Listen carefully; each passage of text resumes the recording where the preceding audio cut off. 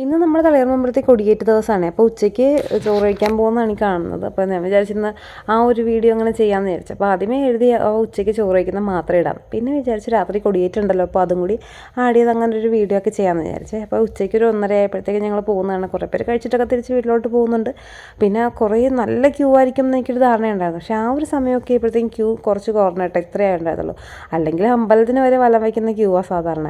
കണ്ട ഇത്രയും പേര് കഴിച്ചും കുറേ പേര് കഴിഞ്ഞു. പിന്നെ ഞാനാണെന്നുണ്ടെങ്കിൽ കുറച്ച് മറ്റേ ഡയറ്റാണല്ലോ, അതുകൊണ്ട് എനിക്ക് അമ്മ കഴിച്ച് 2 പിടി ആയപ്പോഴത്തേക്കും എൻ്റെ ചോറ് തീർന്നു. കാരണം വളരെ കുറച്ച് ചോറ് ഞാൻ വാങ്ങിയിട്ടുണ്ടായല്ലേ, അതിൻ്റെ പേരിൽ. പിന്നെ കൈയൊക്കെ കഴുകി എല്ലാം റെഡിയായി നേരെ വീട്ടിലോട്ട് പോരുന്നതായി കാണണം കേട്ടോ. അപ്പം നമ്മുടെ അമ്പലത്തിൽ കൊടിയേറ്റ് കഴിഞ്ഞാൽ 12 ദിവസം ഉത്സവമാണ്. പണ്ടൊക്കെ ആണെന്നുണ്ടെങ്കിൽ 10 ദിവസം ഉണ്ടായിരുന്നുള്ളൂ.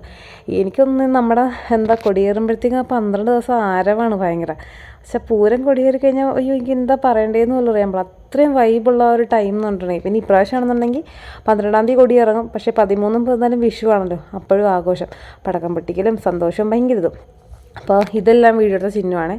അതായത് വീഡിയോ എടുത്തിട്ട് കൊടിയേറ്റ് കാണണം വെച്ചാൽ ആ ഒരു വീഡിയോ കിട്ടണമെന്ന് ചെയ്തിട്ട് ആ കൊച്ചു എന്തൊക്കെയോ കാണിച്ച് പിന്നെ അവസാനം കുറച്ച് പടക്കം പൊട്ടിക്കണം മാത്രം എടുത്തിട്ട് എൻ്റെ കൊണ്ടുവന്നിട്ട് പറഞ്ഞു ഞാൻ വീഡിയോ എടുക്കണം. അങ്ങോട്ടും ഇങ്ങോട്ടും പോയപ്പോഴത്തേക്കും കൊടിയേറ്റ് കഴിഞ്ഞു എന്ന്. പിന്നെ ഞാൻ പറഞ്ഞു സാരമില്ല, എന്തായാലും കൊടിയേറിയല്ലോ, അതുകൊണ്ട് പിന്നെ പ്രശ്നമില്ല. നമ്മുടെ അടുത്ത ഉദ്യമം എന്ന് വെച്ചിട്ടുണ്ടെങ്കിൽ സ്വാഭാവികം നമുക്ക് എല്ലാവർക്കും അറിയാം. എനിക്ക് തോന്നിക്കുക എന്തിനെ സദ്യ കഴിക്കാനായിട്ട്. കൊടിയേറ്റ് സദ്യയിൽ പായസമൊക്കെ ഉണ്ടായിരുന്നു, നല്ല അടിപൊളി പായസമായിരുന്നു, പറയാതിരിക്കാൻ പറ്റില്ല, സൂപ്പർ പായസമായിരുന്നു കേട്ടോ. പിന്നെ ഡയറ്റാണെന്ന് പറഞ്ഞാലും പായസമൊക്കെ കണ്ടു കഴിഞ്ഞാൽ നമുക്ക് ലേശമായിട്ട് കണ്ണടച്ചങ്ങ് കുടിക്കുന്നതുകൊണ്ട് പ്രശ്നമൊന്നുമില്ല.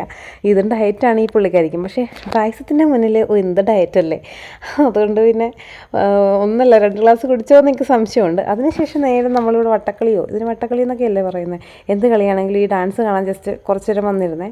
അതിനുശേഷം ഞങ്ങൾ കുറച്ച് നേരം കൂടി അമ്പലത്തിൻ്റെ പറമ്പിലൊക്കെ ഇരുന്ന്, ഇനിയിപ്പോൾ ഫുൾ ടൈം എല്ലാ ദിവസങ്ങളിലും ഇതൊക്കെ തന്നെയായിരിക്കും പരിപാടി. പിന്നെ എൻ്റെ ഫോൺ അത്ര ശരിയില്ലാത്തതുകൊണ്ടാണ് ഈ മിന്നും ലൈറ്റൊക്കെ വരുന്നത്, എന്താണെന്ന് എനിക്കറിയില്ല. അപ്പോൾ നെക്സ്റ്റ് വീഡിയോ കാണുന്നവരെ ബൈ ബൈ.